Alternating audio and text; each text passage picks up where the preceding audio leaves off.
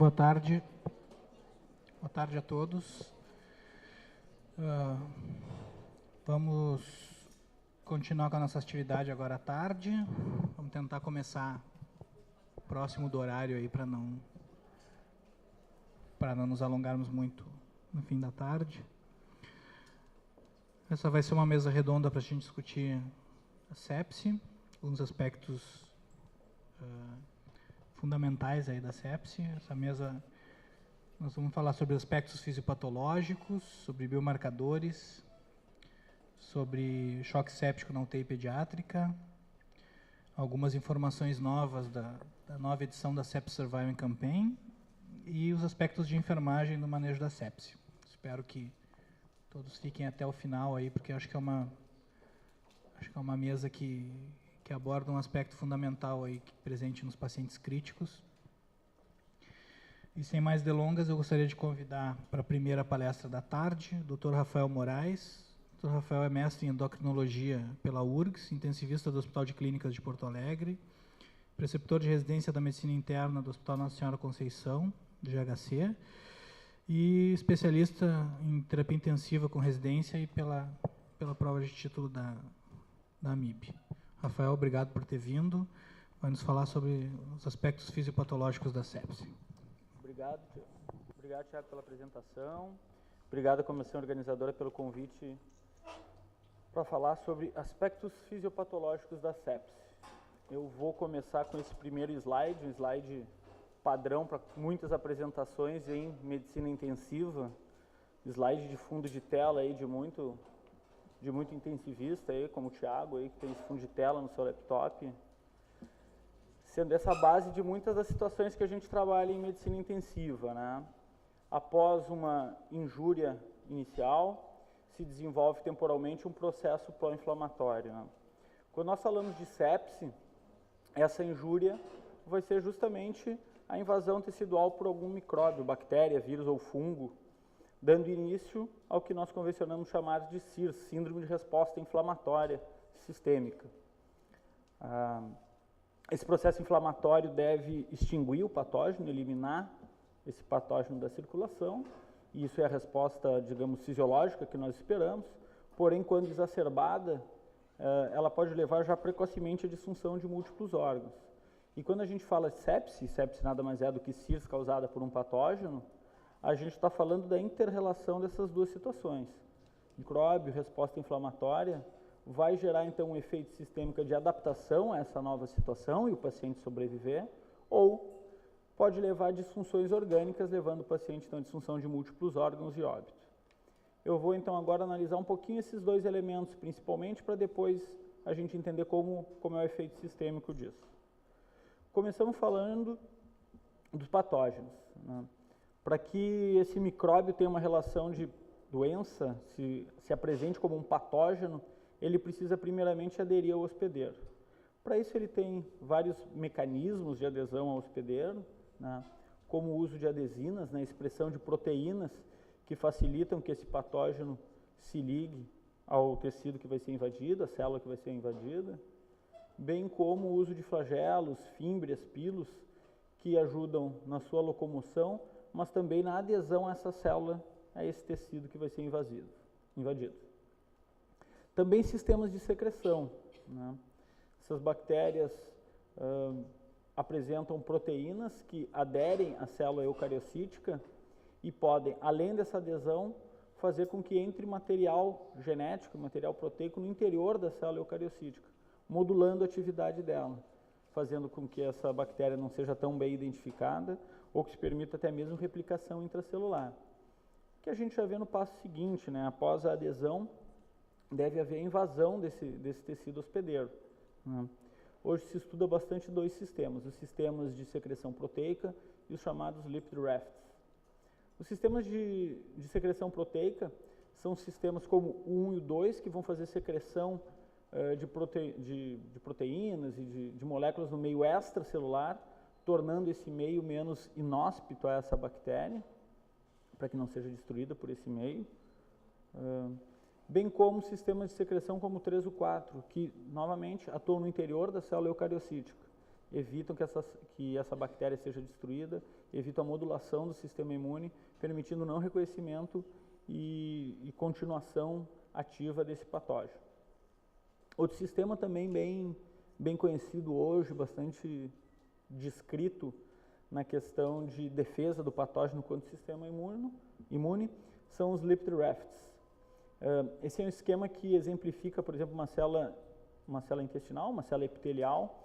Nós sabemos que essa face aqui, a face apical dela, é uma face mais rica em proteínas, mais rica em receptores que identificam essa bactéria e permitem a ativação do sistema imune ou mesmo a sua fagocitose, vacuolização e fagocitose.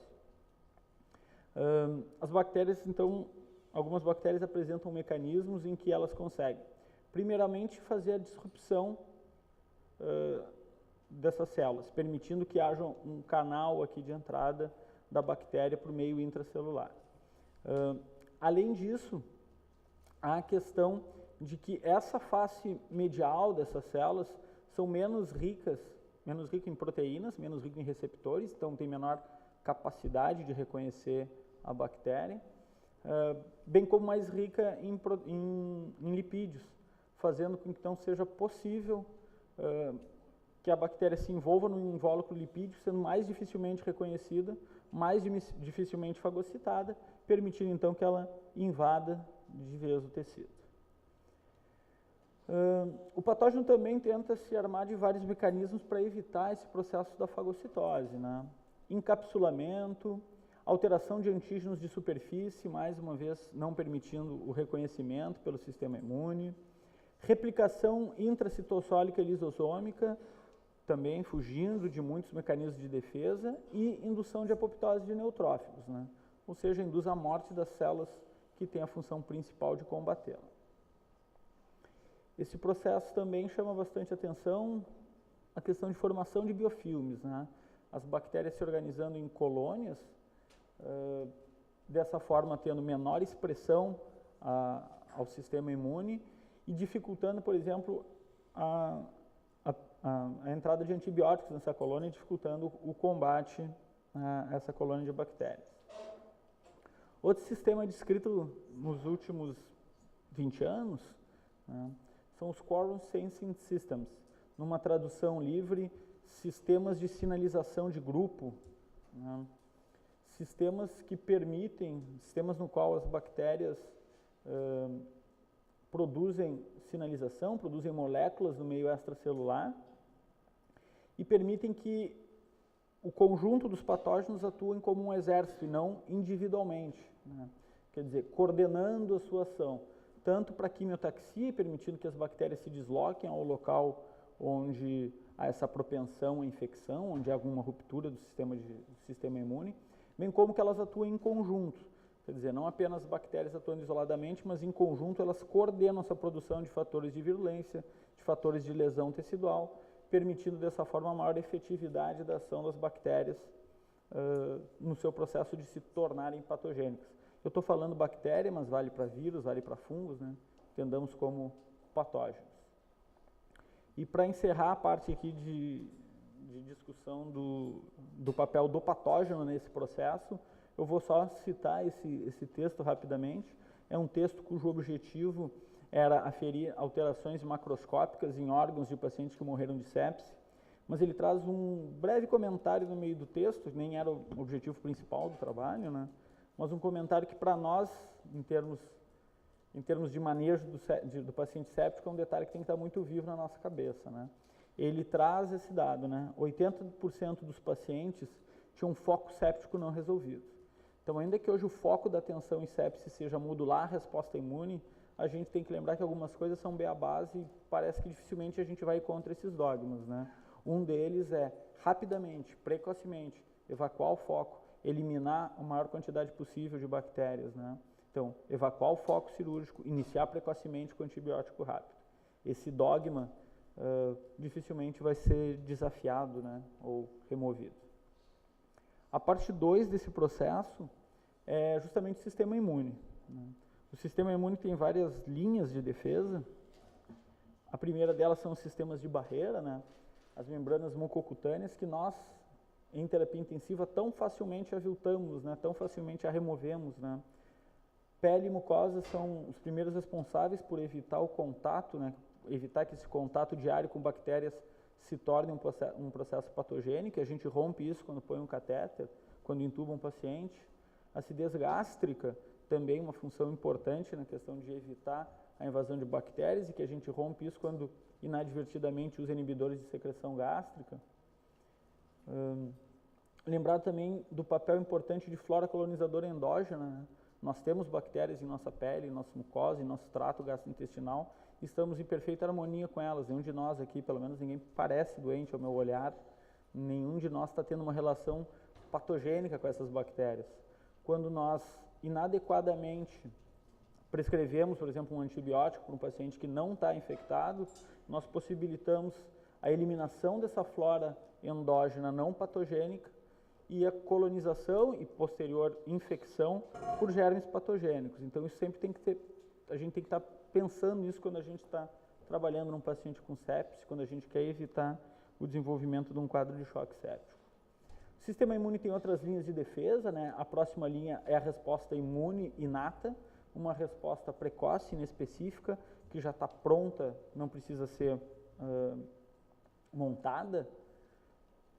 E na sequência, a resposta imune adaptativa, onde aí sim, após o contato com esse patógeno, são desenvolvidos anticorpos específicos para atacar aquele patógeno, aquela bactéria, aquele vírus, enfim, que está tendo uma relação patogênica com o nosso organismo.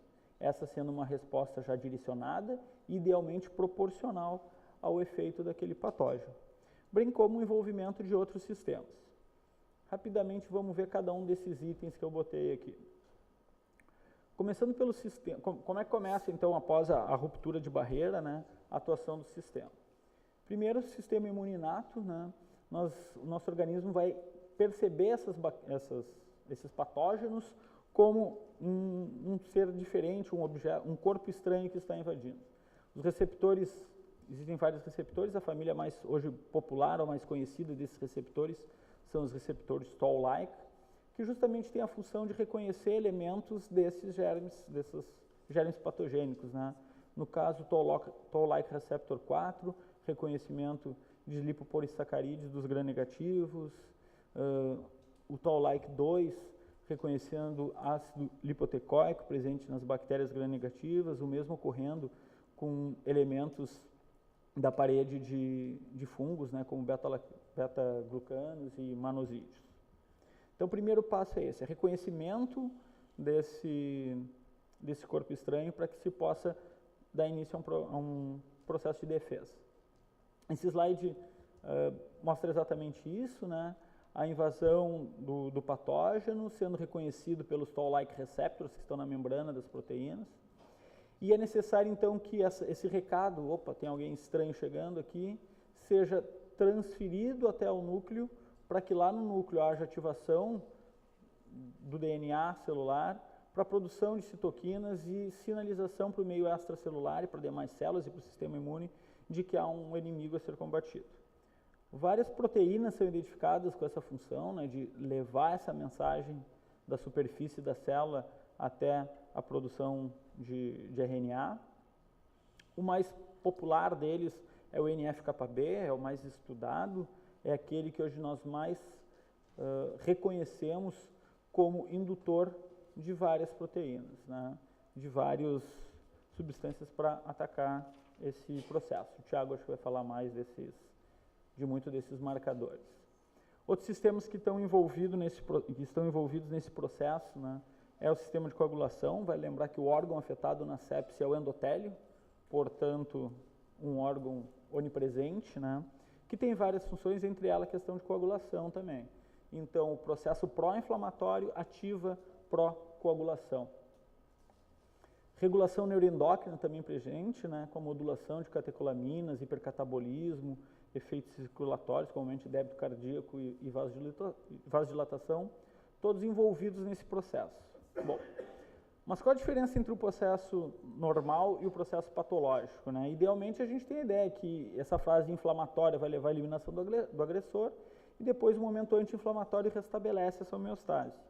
E a ideia de que o principal culpado disso era o patógeno era algo muito prevalente até a década de 70. Esse é o texto sempre citado para dar essa guinada nesse processo, né?